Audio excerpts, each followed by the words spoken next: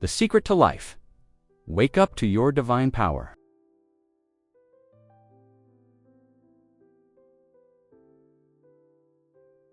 What if joy isn't the reward at the end of the journey, but the very fuel that powers it? What if the ultimate secret to life has never been about doing more, having more, or becoming more, but simply about feeling better, right here, right now? And what if the master key, the one that unlocks every door you've been pushing against, is not effort, not struggle, but an emotion, the emotion that magnetizes everything you desire into being? Take a moment, let those questions echo inside you, because this is not just another idea to think about. It's an invitation to remember to come home to something you've always known deep down. The journey ahead isn't about chasing more, it isn't about waiting for life to get better someday. It is about waking up to the truth that joy, peace, and love are not distant destinations. They are your birthright. And when you awaken to this, life itself changes.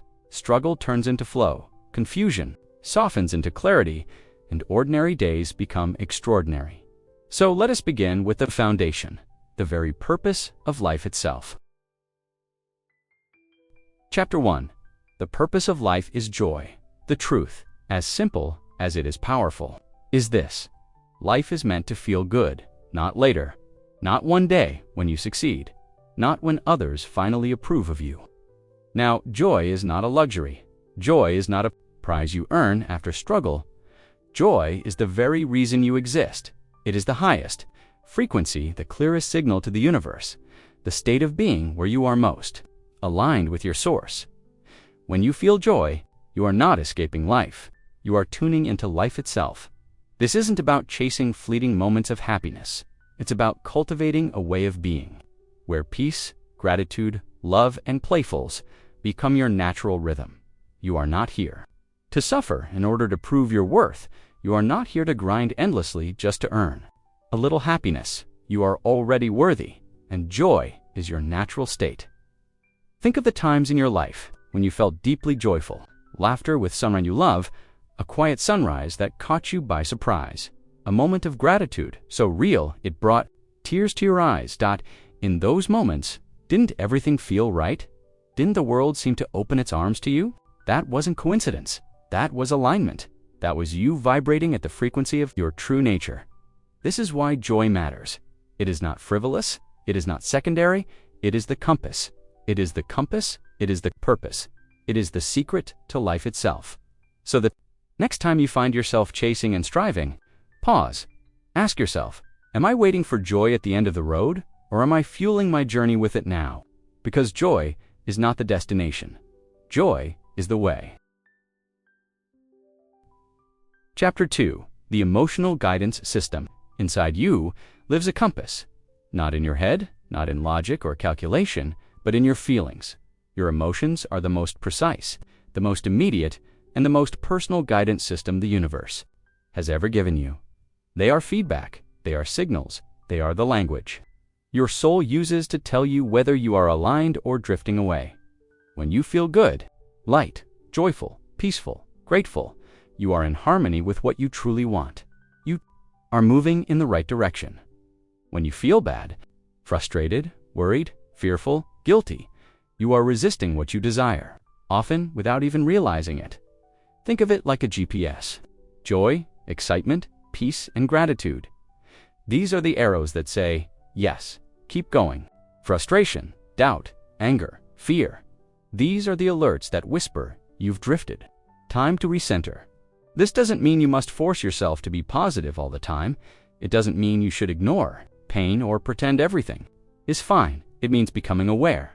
It means noticing the signals and gently, lovingly, steering yourself back into alignment. Imagine you are driving with a GPS. If you take the wrong turn, the voice doesn't scream at you or punish you. It simply says, recalculating.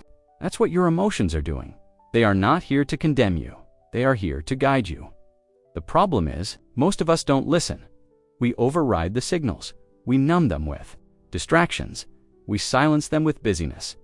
But what if you began to listen? What if you trusted that your feelings, even the uncomfortable ones, are messengers of truth? Frustration might be telling you it's time for a change. Fear might be showing you where you've given away your power. Guilt might be reminding you to realign with your integrity. And joy. Joy is the green light dot. Joy is the signal that says, yes, this is you. This is your path. So the invitation is simple. Notice, feel, respond. Don't fight your emotions. Don't fear them. Use them. Because when you honor your emotional guidance system, you stop being lost in confusion. You stop wandering in circles.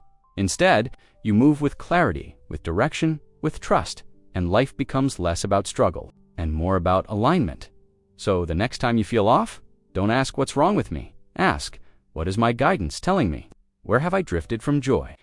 Because your emotions are not obstacles. They are instructions. They are the map that will always lead you back home. Chapter 3. Feel it first, then it comes. Most people live by this silent rule. When I get what I want, then I'll feel good. When I finally get the job, then I'll feel successful. When I meet the right partner, then I'll feel loved. When I achieve the goal, then I'll feel worthy. But the universe doesn't work that way. It does not respond to what you want. It responds to what you are. It mirrors your vibration, not your wish list.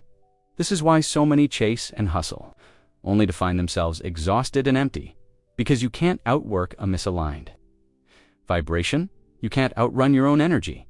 The real secret is this: feel it first, then it comes. You feel good before the evidence appears. You are aligning with the very frequency of what you desire. And once you align, the things you've been reaching for begin reaching for you. Want love? Be loving. Not someday, but now. Want success? Feel successful. Today, in your posture, in your choices, in the way you carry yourself. Want peace? Don't wait for a quiet life. Breathe peace into this moment, because energy attracts energy, and the state you embody now is the reality you magnetize next. Think about the times you've wanted something so badly, but underneath the desire, you carried worry, fear, or doubt. What happened? More obstacles, more waiting, more resistance. And think of the times you were light, playful, grateful, when you weren't gripping so tightly. Didn't opportunities flow more easily? Didn't life surprise you in ways you couldn't have planned? That is alignment. That is the power of feeling it first. This doesn't mean you fake it. It doesn't mean you plaster on a smile. When you're hurting, it means you reach for emotions that align with your truth. You practice gratitude. You choose joy in small things. You embody the frequency of what you're calling in, because the law is simple. Like attracts like. And your emotions are the signal you're sending out every moment. So ask yourself, what am I feeling right now? Is this the frequency of the life I want to create? If the answer is no, pause, shift, choose again. Because you don't need to wait for external proof. You don't need to wait for someone to approve, for circumstances to line up, for the perfect timing to arrive. The only timing that matters is the vibration you choose in this moment. Feel it first, and then watch as life rearranges itself to match what you've already become. Chapter 4. Gratitude. The ultimate multiplier of all the emotions that shape your reality. There is one that magnifies everything it touches. That emotion is gratitude. Gratitude is more than saying thank you. It is more than polite words whispered before meal, sir. Quick notes scribbled in passing. Gratitude is a state of being. It is the lens through which you choose to see life, and when you live through that lens, everything begins to expand. Why is gratitude so powerful? Because it tells the universe, I see the good I already have, and I am ready for more. Most people spend their days scanning for what's missing, what they don't have, what hasn't worked yet, and so life mirrors that scarcity back to them. But when you choose gratitude, your focus shifts. Instead of lack, you see abundance. Instead of problems, you see possibilities. Instead of emptiness, you feel fullness, and the universe responds in kind. Start simple. Be grateful for your breath, the miracle that sustains you without effort. Be grateful for your body, imperfect yet miraculous, carrying you through every day. Be grateful for your home, your friendships, the small joys that fill your hours, the morning light, the sound of laughter, the moments of stillness that calm your heart. And yes, be grateful even for your challenges. They are sculpting you, teaching you resilience, shaping your strength. As Melody Beattie once wrote, Gratitude unlocks the fullness of life. It turns what we have into enough and more. This is why Rhonda Byrne recommends a daily practice. Write down 10 things you are grateful for. Not quickly, not mechanically, but with depth. Feel each one as you write it. Let the emotion rise in your chest. Let it expand through your body, because gratitude is not just a thought, it is a vibration. And when you feel it deeply, you open the door for more good to enter. Think of gratitude as a multiplier. The more you practice it, the more reasons you will have to practice it again. It creates a cycle of abundance, a rhythm of giving and receiving that flows endlessly. So, do you ever feel lost? If you ever feel stuck in lack? Begin here. Begin with gratitude, because gratitude does not wait for life to be perfect. It makes life perfect in the moment you choose it. And from that place, everything, love, success, opportunities, begins to multiply. Chapter 5. Love is the highest vibration. If gratitude multiplies the good in your life, then love is the highest frequency that exists. Love is not just romance. It is not limited to passion, attraction, or fleeting emotion. Love is the energy of creation itself. It is the force that dissolves fear, that opens hearts, that aligns you with the very essence of the universe. Every great spiritual teacher, every wisdom tradition has pointed to the same truth. God is love. Source is love. You, at your core, are love. When you live from love, you are living in harmony with who you truly are. Fear contracts. Love expands. Fear closes doors. Love opens them. Fear says, "What if I'm not enough?" Love whispers, "You have always been enough." This is why choosing love transforms everything it touches. It heals relationships. It softens resentment. It turns strangers into lessened wounds into wisdom. But love is not only for others. It begins within you. Do you love yourself? Not only your strengths, but also your scars. Do you speak kindly to yourself? You fall short? Or do you cut yourself down with harshness? Because how you love yourself sets the vibration for how you love the world. Self-love is not selfish, it is sacred. It is the foundation upon which every other love is built. And from that foundation, you extend love outward to your family, your friends, your work, your community. To the planet itself, even the smallest act of love carries infinite weight. Smile to a stranger, a word of encouragement, a choice to forgive when anger would be easier. These moments ripple outward, changing not only you, but the frequency of the space around you. Love is contagious. Love is magnetic. Love is creation in motion. So if you wonder what vibration to embody, what energy to choose, when in doubt, choose love. Because when you align with love, you align with life itself. And in that vibration, nothing is missing, nothing is broken, everything is whole. Love is the highest vibration, and it is always available to you, here, now, in every breath you take. Chapter 6. Choose joy. A practice, not an accident.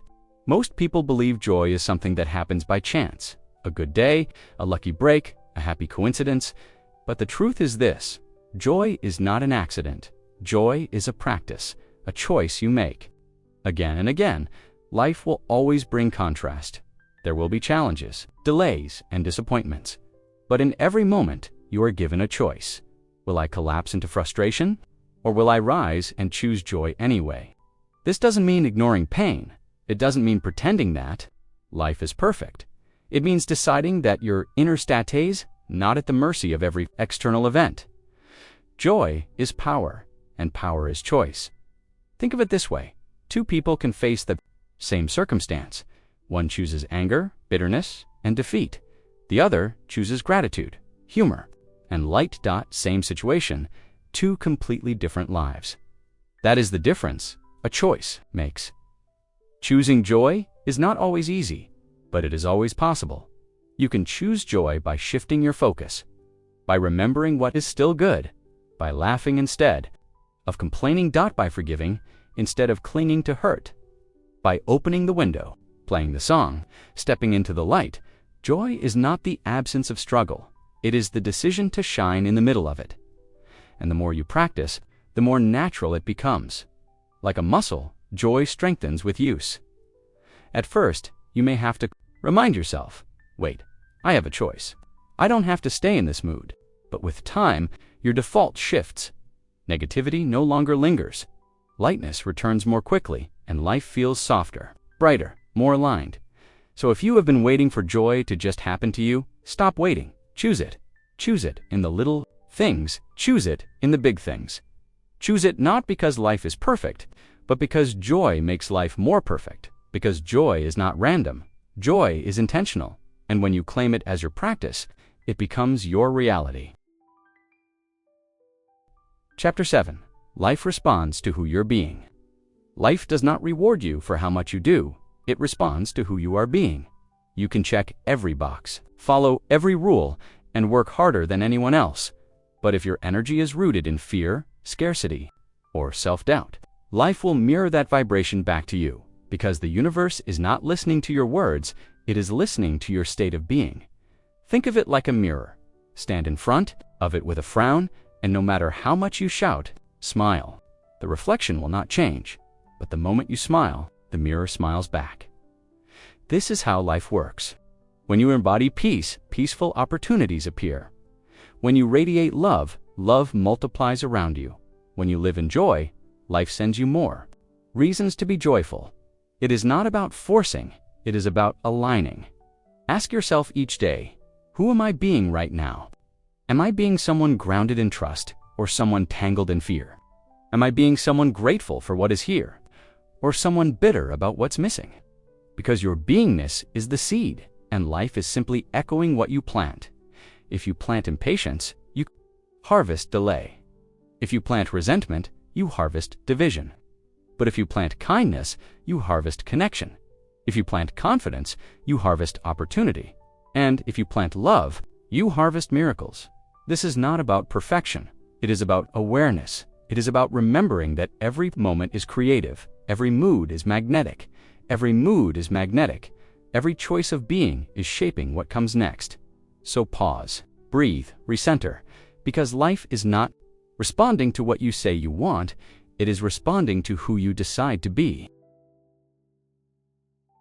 Chapter 8. The Real Secret. Feeling good is the goal and the path. Most of us were taught a dangerous idea. If I work hard enough, sacrifice long enough, push hard enough, then one day I'll get to feel good. So we postpone joy. We delay peace. We make happiness a reward.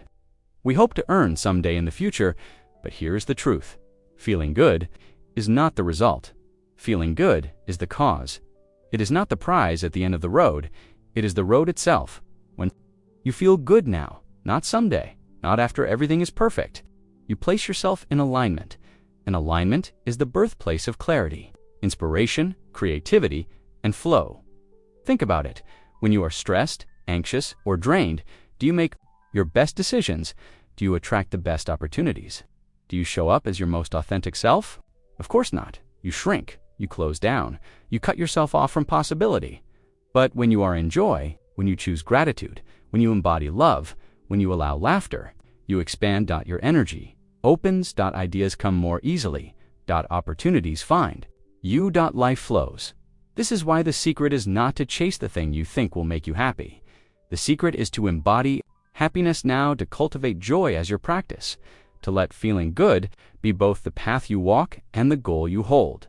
This doesn't mean you ignore problems. It means you approach them from a higher vibration, from a state where solutions can actually be seen. It doesn't mean you deny pain. It means you carry the strength of joy into it, so the pain does not consume you. So many people wait for the conditions of life to grant them permission to feel good. But life is not the gatekeeper of your joy. You are. When you place feeling good at the center, life begins to mirror it. The relationships, the opportunities, the breakthroughs, they all flow from the energy you carry. So stop waiting, stop postponing, stop making joy a reward for someday. Feel good now, because feeling good is not just the destination. It is the key. It is the way. It is the real secret to life itself. Chapter 9. Final reminder. You deserve to feel good. As we come to the close of this journey, let this truth sink in. You deserve to feel good. Not after you achieve more, Not after you fix every flaw, not after the world finally approves of you.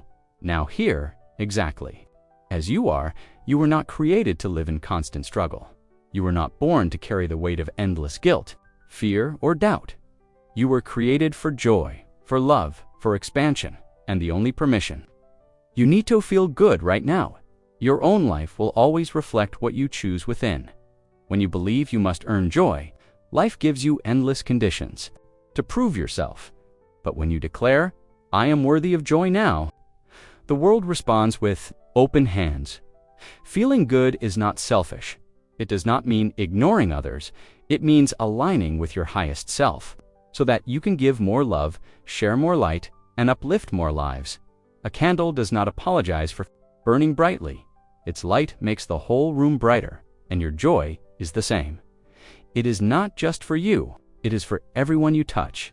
So remember this final truth: you deserve to feel good, not because of what you've done, but because of who you are. You are love, you are light, you are a divine being with infinite power. So choose joy, choose gratitude, choose love. Not someday, not when everything lines up. Choose it now. Breathe it in. Let it rise in you like sunlight. Because when you do, life itself shifts. Doors open, hearts soften, miracles appear. This is the secret to life. This is the awakening of your divine power. So walk forward with joy. Live with love, shine with gratitude, and never forget, you deserve to feel good always. Thank you for spending this moment with Awaken Light Audio. If something today touched your heart or opened your mind, don't keep it to yourself. Share your thoughts in the comments. What spoke to you most? Tell us about your journey, your questions, your breakthroughs, and let us know what you'd love to hear next. Subscribe to stay connected. And if this message could uplift someone you care about, send it their way, because light grows when it's shared. Until next time, stay present, stay awakened, and keep becoming who you're meant to be.